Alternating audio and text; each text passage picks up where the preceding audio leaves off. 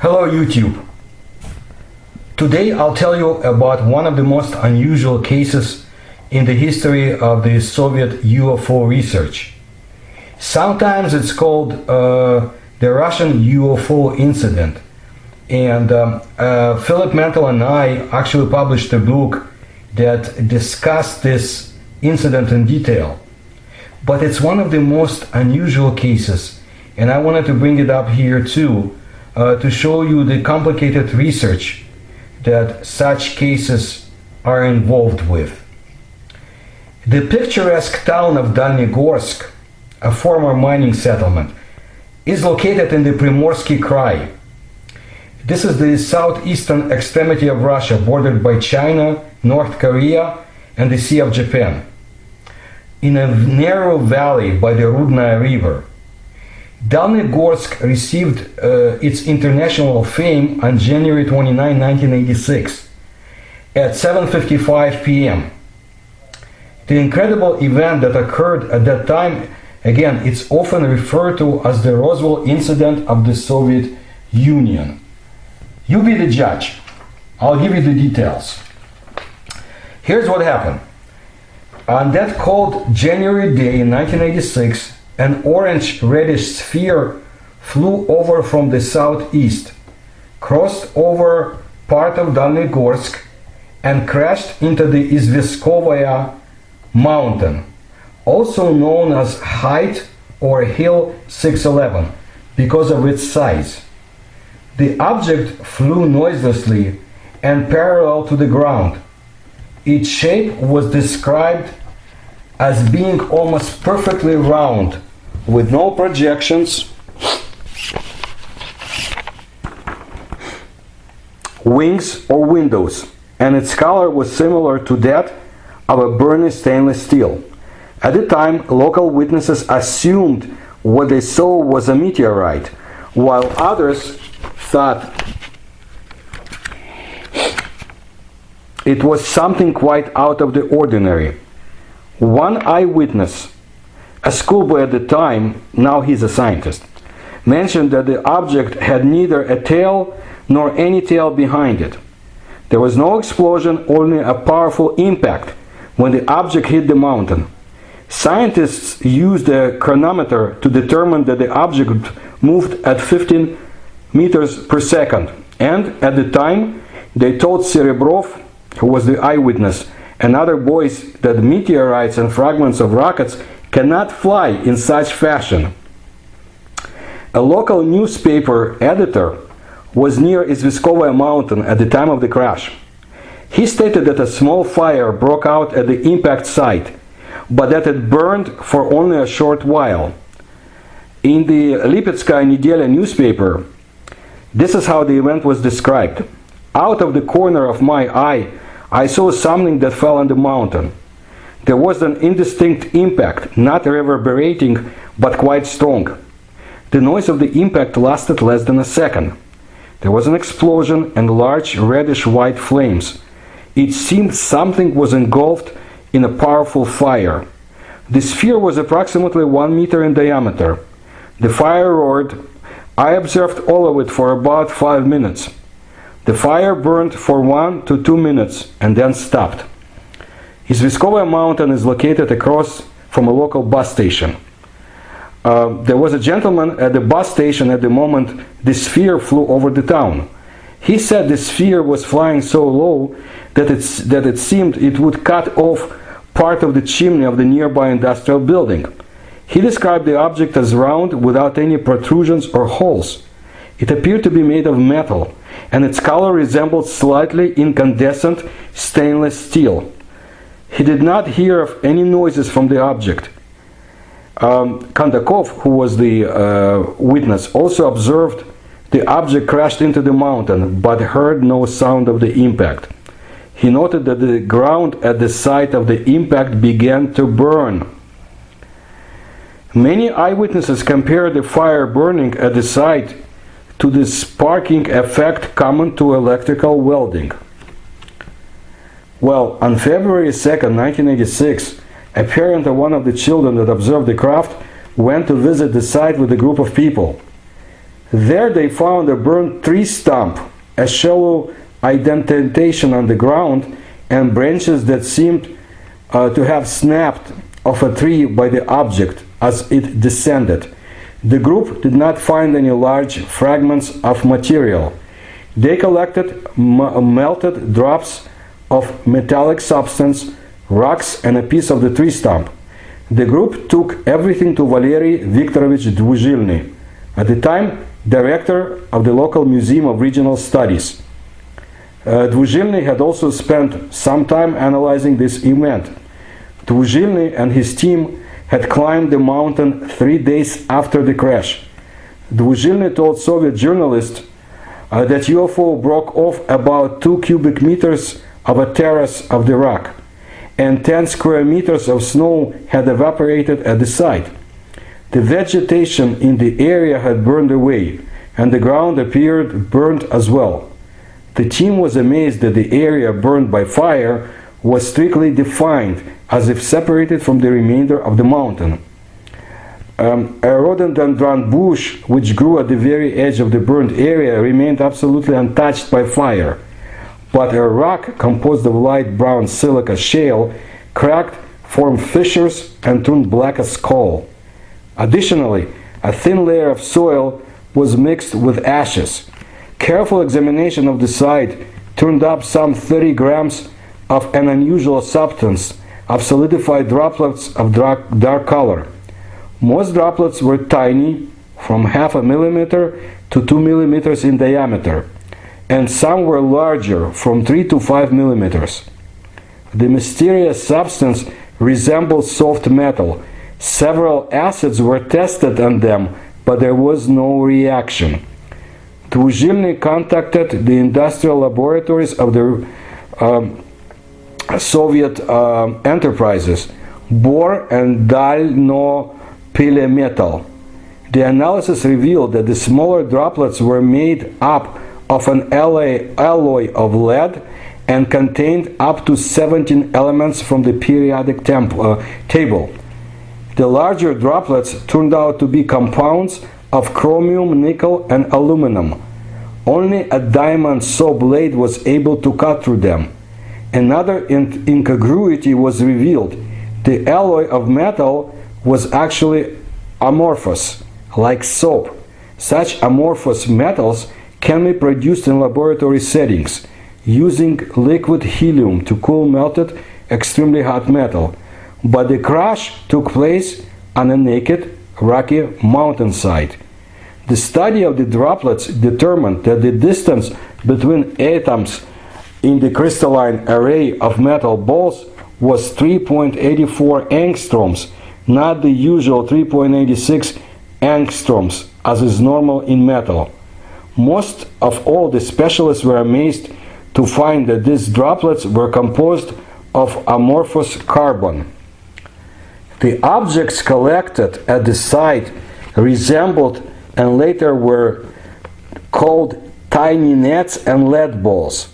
Closer examination revealed very unusual properties.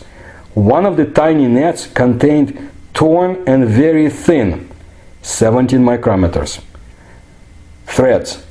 Each of the threads consisted of even thinner fibers tied up in plates. Intertwined within the fibers were very thin gold wires. Scientists calculated 18 different elements in the tiny net. The gold content of the net was equivalent to 1,100 grams per ton. Only 4 grams per ton are needed for industrial exploitation of ore deposit. And the silver content was equivalent to 3,100 grams per ton. Using electronic microscopes, scientists discovered that the surface of the net contained quartz threads of 17 microns in thickness. One of the intertwined threads revealed an extremely thin gold line somehow placed in the very middle of the net. Later, gold lines were discovered in other specimens. When scientists tried to straighten one of the loops to be able to see it better, the loop seemed to jump from view. and they were unable to find it. Alexei Kurikov, doctor of geological mineralogical sciences at the Institute of Organic and General Chemistry of the Russian Academy of Sciences, said that it was not possible to understand the makeup of tiny gnats. They resembled glassy carbon, but it was not known how it was created. Most likely, extremely high temperatures were needed to produce conditions to permit creation of such glassy carbon. Now, the tree stump from the mountain was no less amazing. One side of the tree stump was dull, and the other side was shiny, as if covered by lacquer. Burned wood is pure carbon, wood coal. Ultimately, the scientists realized that part of the stump was melted. Shockingly, carbon melts at 3000 degrees Celsius. Having examined 15 local mineral specimens, Russian ufologists discovered fresh signs of polishing by hard solid metal. This polishing appeared glassy and was thought to have been done by a hard body or flying metal balls at the speed of a bullet. Dvuzhilny received a report from Izmiran, the Pushkov Institute of Terrestrial Magnetism, Ionosphere, and Radio Wave Propagation of the Russian Academy of Sciences. Now, this institute was involved in the secret Soviet UFO research program, Setka, from 1978 to 1991, and I mentioned this program in my other videos. The institute conducted an analysis of the lead balls found on the mountain. Izmiran concluded that the lead balls were made on Earth, but the lead was not from a Dalnegorsk mineral deposit, but from the Kholodnetsky deposit in the North Baikal region. Nevertheless, Dvuzhilny remained certain that the alien probe had crashed on the mountain and was capable of using metals from Earth deposits for its repair needs. In the summer of 1986, at one of the military airports located in the area, guards were alerted to nearby noises which sounded like starting of jet aircraft engines. 4 different times the guards checked around the airport but found nothing suspicious. The noise continued and then subsided. Upon their return to the guard post, the officers observed a vertical rise of a silvery disk from the airfield. It imitated the sound of jet aircraft. Almost 1 year later, on October 20, 1987, Viktor Chertsnev was working as the second pilot of the An-24 aircraft. He recalls that the flight area over the Dalnegorsk region was considered anomalous even back then. Soviet aviators were a little hesitant to fly over the area, especially after the alleged January 1986 crash. Additionally, the Dalnegorsk tectonic fault line with changing energy tension is located precisely there. It was probably this phenomenon which caused pilots to report the malfunction of their onboard devices when flying overhead. It is noteworthy that at the time, the fact of the UFO crash was not denied even by commanding officers of anti-aircraft units located in the area. Chertsnev's particular flight that evening was commanded by Nikolai Ledunov. There were cargo on board but no passengers. The pilots were flying from Vladivostok through Yuzhno-Sakhalinsk to Petropavlovsk-Kamchatsky at 12:46 p.m. with perfect visibility, flying at an altitude of 4,700-4,800 meters. As they approached the area of Rudny-Kavalerova, Chertsnev started feeling a strange presence, as if someone was looking at him from the side. Chertsnev looked to the right and saw, at approximate distance of 1.5 kilometers from the An-24, a gigantic flying cigar-shaped object of a dark silver color. It moved at the altitude of about 2 kilometers from the ground, almost parallel to their course. He reported the sighting to Ledunov. A few seconds later, the dark silver object crossed the course of An-24 at a 35-degree angle and a distance of 2 kilometers and then hovered. The size of the cigar-shaped object was about 250 to 300 meters long. A greenish light emitted from the bottom portion of the hull. Cherstnyov stated that the object did not resemble any aircraft he had ever seen. It continued moving at a distance from the An-24 and seemingly controlled the flight of the Soviet aircraft. They attempted to contact the ground control, but no one responded to their inquiries. Approximately 2 minutes later, the object vanished as if it evaporated, but the feeling of its presence never left the pilots. On their approach to Dalnegorsk, the UFO reappeared on their course. At an altitude of about 3,000 to 3,500 meters from the ground, it was flying in the area northeast of the town.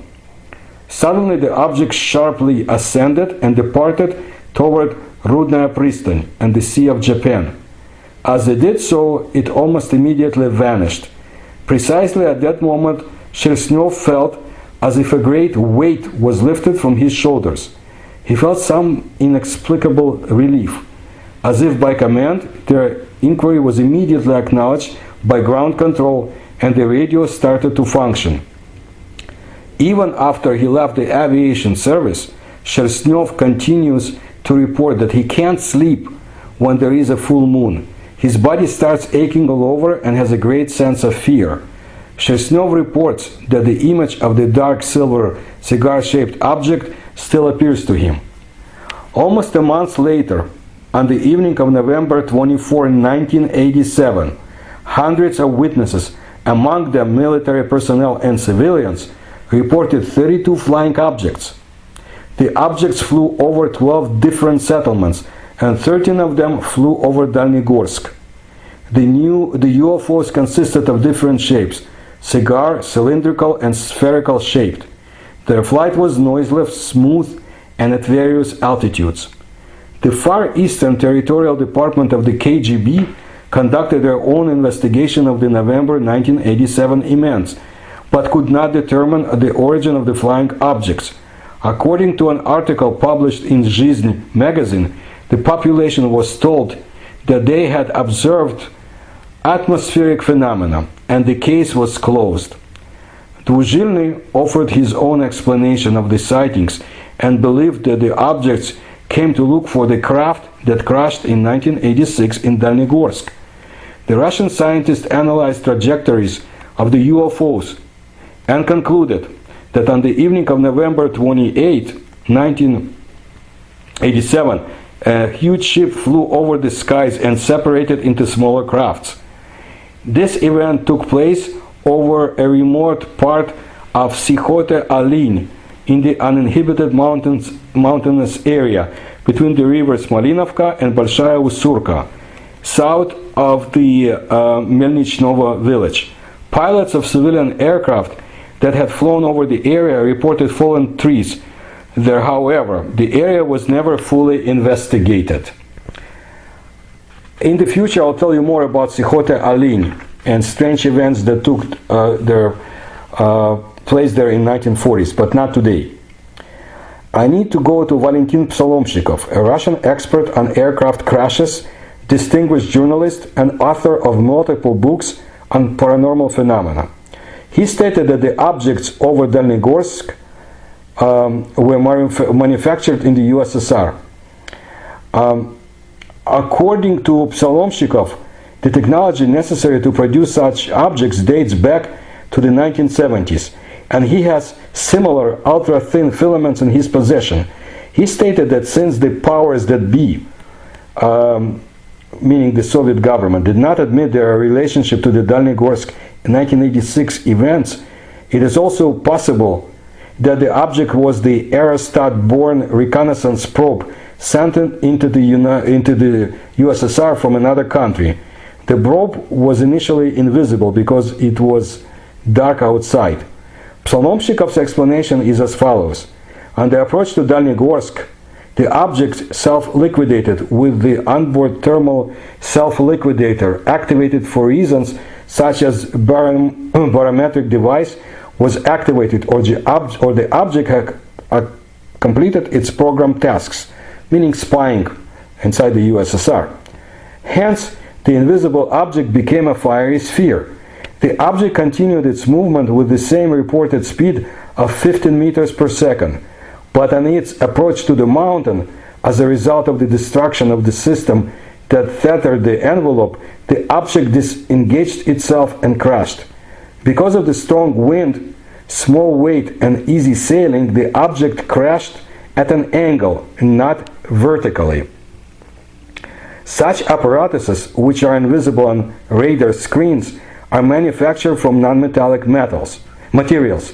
In such cases, the main construction material is carbon fiber reinforced polymer or carbon fiber reinforced plastic, CFRP. The tiny nets were remnants of the carbon fiber cloth base after the binding was burned. Traces of it, represented by white and yellow balls, were preserved in the cords of the nets. The low weight of the CFRP and the ability to use it as heat-resistant pot where the contents can burn before the envelope are important considerations for this apparatus. The carbon base of the CFRP can withstand extremely high temperatures. Large quantities of iron, aluminum, magnesium, and phosphorus were most likely elements of the thermal mixing of the liquidator, not fragments of the construction.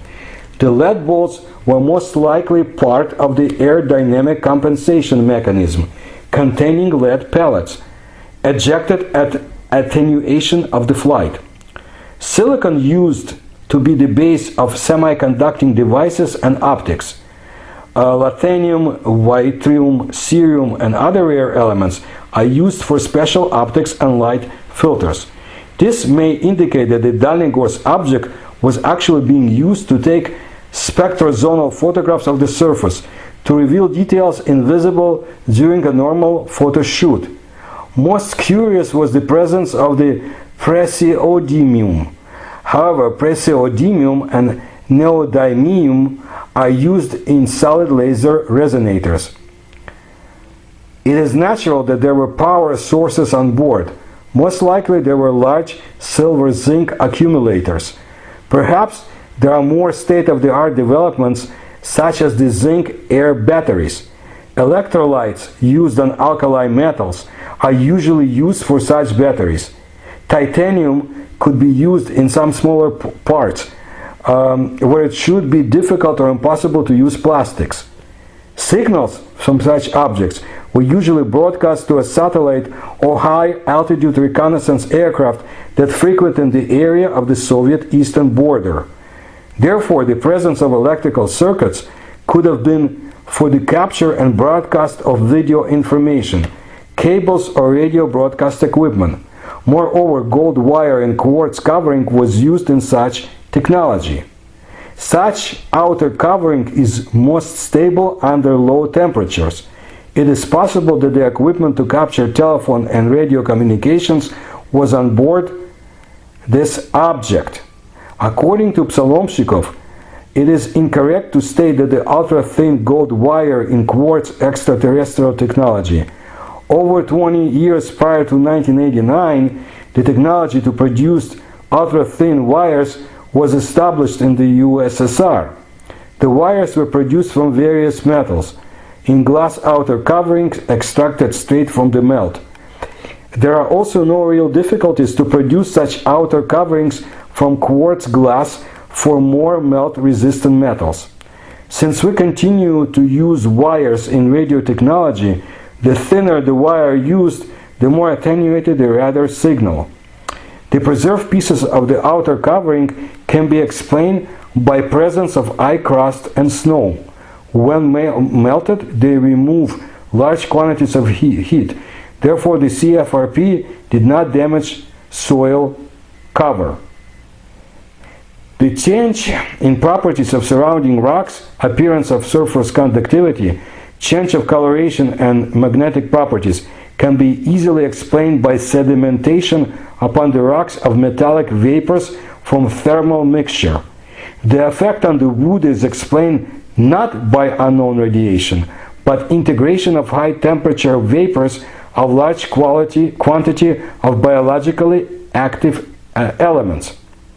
Now, having attempted to explain in detail the terrestrial origin of the Dalnegorsk object, Psalomshikov added that the situation with the object sighted on November 28, 1987 was completely different. Based on numerous witness reports, there were typical UFOs. An object 300 meters long with portholes and searchlights flying at the altitude of 100-150 meters cannot be defined anything other than extraterrestrial flying apparatuses. So we are not sure exactly what crashed in Dalnegorsk that January of 1986, and I want my listeners to remember what else happened in January of 1986, approximately the same time, to an American shuttle, a tragedy that we still remember today. That's very important, and try to draw conclusions yourself.